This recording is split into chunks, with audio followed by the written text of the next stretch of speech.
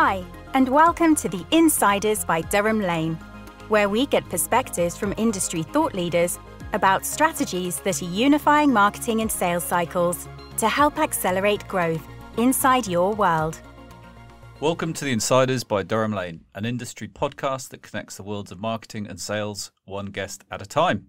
I'm your host, Richard Lane. I'm co-founder and chief commercial officer at Durham Lane.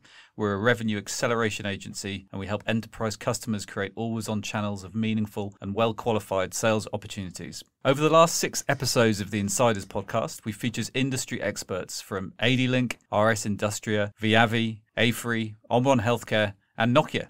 Every single guest we've had on the show has shared unique insights into the sales and marketing challenges they face inside their world. They've also been a lot of fun and great guests to speak with. They've offered actionable insights for you, our listeners, to take away and immediately implement into your own sales and marketing functions. In this episode, I'm going to be diving into each guest's actionable insights and sharing my own thoughts on what they've said and what else you might want to think about to improve the impact of your marsales function in 2024. First up, we have Richard Jeffers, founder and managing director at RS Industria, on understanding your customer. Statement of the bleeding obvious, the more you understand about the customer's jobs, pains and gains, and the more you let them talk about those jobs, pains and gains, the more successful you're going to be at finding out whether your solution is going to be the right thing. My sales leader, who joined me as an experienced sales professional 2 years ago, I remember our first customer engagement, he was like, I'm the sales professional, I'll do the talk to the customers. And I was like, yeah, okay, then you crack on, mate. And at the end of that half hour, he went, I'll tell you what, Richard, next time you can do that, because I had no idea what the customer was talking about. And so, you've got to, have an intimate understanding of the customer's jobs, pains and gains. Make sure that your solution is addressing those and not just turning up and talking about stuff. Okay, so we've just heard from Richard Jeffers from RS Industria. I had a really great conversation with Richard in person in the studio, which is a rarity these days. My thoughts from Richard's actionable insight leads us back to Durham Lane sales mantra. The first one is mantra 2, professional, humble, courteous, proactive, hungry, ambitious. I always see those 6 words in a bit of a Tom and Jerry melee. It's our job to be professional, to be humble, to be courteous, but we've also got to be proactive. We've got to be hungry. We've got to be thinking about what next, where else could we be going. Part of Richard's view there was you've got to make sure that you're doing the right things, doing them at the right time, and making sure that you're being proactive. It also led me to think about mantra 3, which is be interested to be interesting. Richard's example there was we need to know about the world of our customer. We need to know what we do, how we do it, and the value that we deliver in order to be able to get into question-based mode and to have a consultative mindset. So before we can do that, we've got to be confident in our world to then be interested in their world. And finally, I'm going to head back to mantra 1, which is business fit, business value, developing long-term relationships. Richard mentioned you've got to have an intimate understanding of the customer's jobs, pains and gains. Make sure your solution is addressing those and not just turning up and talking about stuff. Absolutely pivotal. For me, that's a 101 of sales. We've got to understand the fit. How can we add value to their business above and beyond what they're likely to be paying us, the value and the added value pieces that we're always looking for long-term relationships. If we can go into any potential customer environment with business fit front and center, it means we have to have done some research. We need to be thinking value and we need to be thinking about long-term partnership. And with that, we get sales success. Actionable insight number 2 comes from Karen Kalinski, EMEA Marketing and Communications Director at AD-Link, on optimizing your lead capture forms. I would say an actionable tip. It's a hands-on tip, really, not a strategic tip, because I've seen so many bad landing pages out there. So it's optimizing lead capture forms. If you want to grow your business and you want to great lead coming into your website or on your landing page, work on your web landing pages. Keep it simple, use clear CTAs, offer value, great content, use progressive profiling, try to mobile optimize your landing page, test A/B testing. A compelling headline is even better than a non-compelling headline. Test. Position your brand in a way you want it to be positioned and go for the next perfect lead. Great hands-on advice from Karen there. One thing we've done at Durham Lane is really to try and understand the word integrated, the connection between marketing and sales. It's so important to understand who your customer is, where they exist, the pains and gains that they're looking to solve, And then it's important to enter dialogue with those individuals. And Karen's point around a clear call to action, having a great landing page is really in our mind the first step. So once you've got someone into your world, then how do you engage them and motivate them to take action? Karen's really talking about that first piece. We talk about being the middleware that connects the worlds of sales and marketing together. Really think about how do you then move that interested party through to the next stages of your sales process, helping them to solve their problems, think about how they can develop their business and seeing you as a partner for long-term success. Next up is actionable insight number 3 from Susanna Blau, Head of Digital Demand and Marketing Campaigns at Nokia, making sure you're measuring the right metrics. I really think that instead of measuring marketing qualified leads, we should be measuring team source revenue or at least marketing source revenue. So connecting your KPIs to business goals. This will allow you to really look at how your buyer converted and how your buyer entered the pipeline, and then how they are interacting with you for retention programs, how they are ending up in new pipeline generation, which I think is a much more customer-centric view, because you are assessing these results from the buyer's perspective, what they did in order to end up with new pipeline, and you're not assessing the results from an internal stakeholder's perspective, like how, your MQLs are moving to sales accepted or sales qualified opportunities. In my opinion, this will also allow you to crack buyer's intent. You're kind of reverse engineering a whole part of your customer's journey to purchase. That means you'll be able to identify patterns. You'll be able to identify specific steps that they may take before they decide to buy something from you. That will give you actually forecasting ability as well, which, we always say we want to see at the revenue table. And in a lot of cases, marketing is still being looked at as a cost center. Forecasting ability will definitely get you a seat at the revenue table.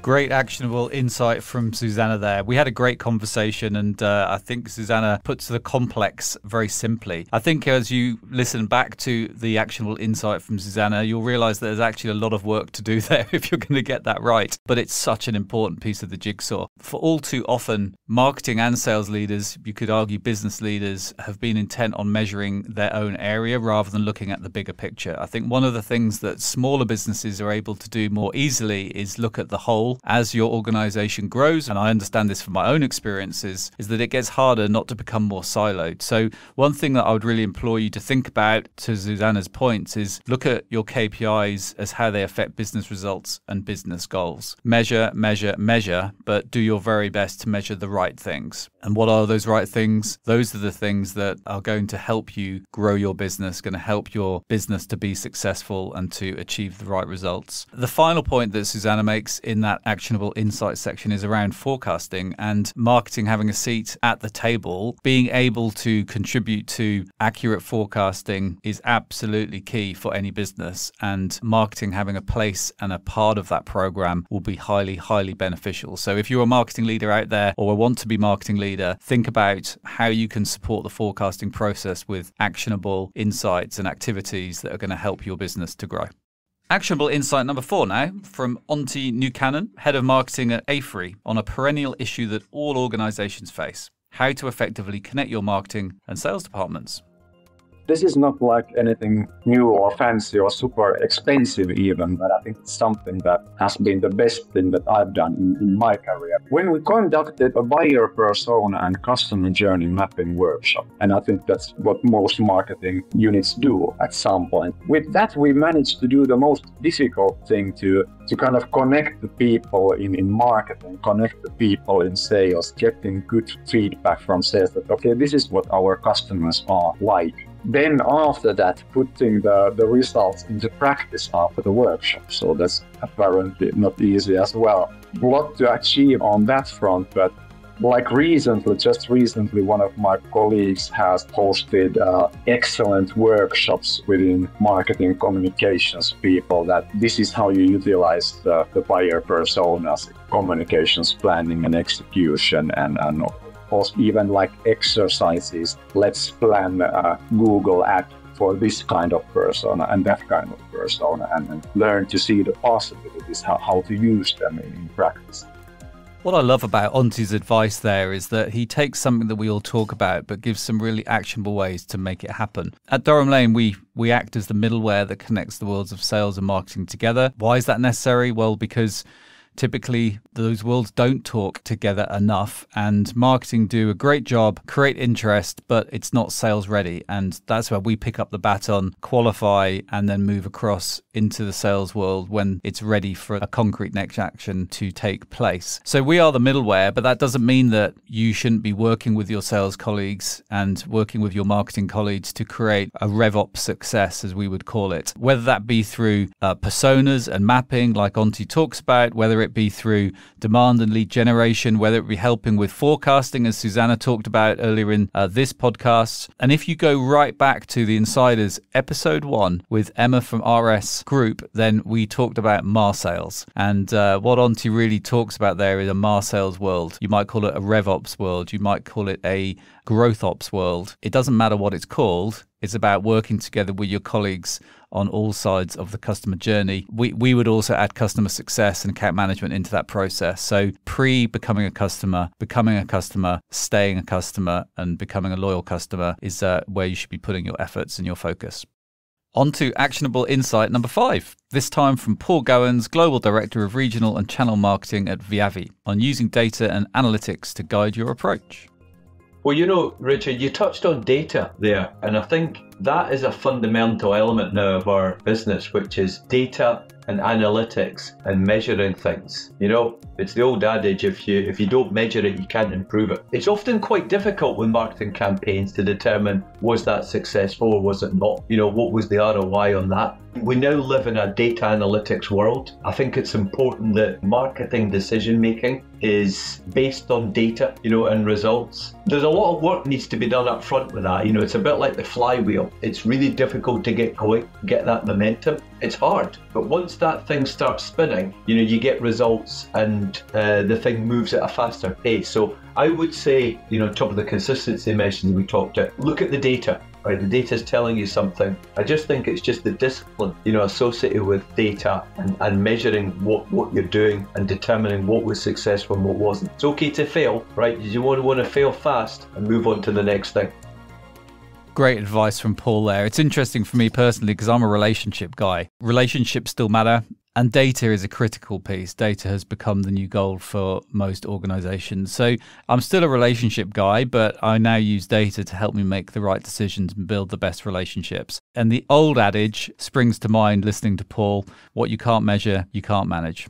And finally, last but not least, actionable insight number 6, this time from Paul Stevens, Director of Digital Health for Omron Healthcare, on being comfortable with the idea that you can't be an expert in everything and how industrial partnerships can help fill gaps in expertise. For me, I think a broad insight that I've gained over the past years is this concept of knowing what you do well and finding others to do the things that you don't do well, or to help you to grow capabilities that may become core to you in the future. So obviously one example of that, and the reason that we're talking today, is that we worked with Durham Lane on sales lead generation, because that's an area where we didn't have experience in direct sales and lead generation in the type of market that we were entering with remote monitoring. But we also see the same in technology partnerships and actually in building internal teams as well. So it's really important for me as a manager that we're recruiting people into the team that do things well that I don't know how to do, or that the team doesn't know how to do. And we have to be comfortable with that we're not experts in everything, and our teams and our industrial partners should be bringing that expertise so that we can grow faster. Great advice there from Paul, and I'm not just saying that because he chose us as his lead generation partner. What Paul does say is really that you need to surround yourself with the best people and the best partners that can help you to achieve your goals. It's something that comes across time and time again. People and organizations that recognize their strengths, double down on doing what they do as best as they possibly can, and then using other people and other partners to do other aspects, tend to grow the fastest, tend to be sustainable, and tend to develop and build the best businesses. So surround yourself with the best to help you become the best.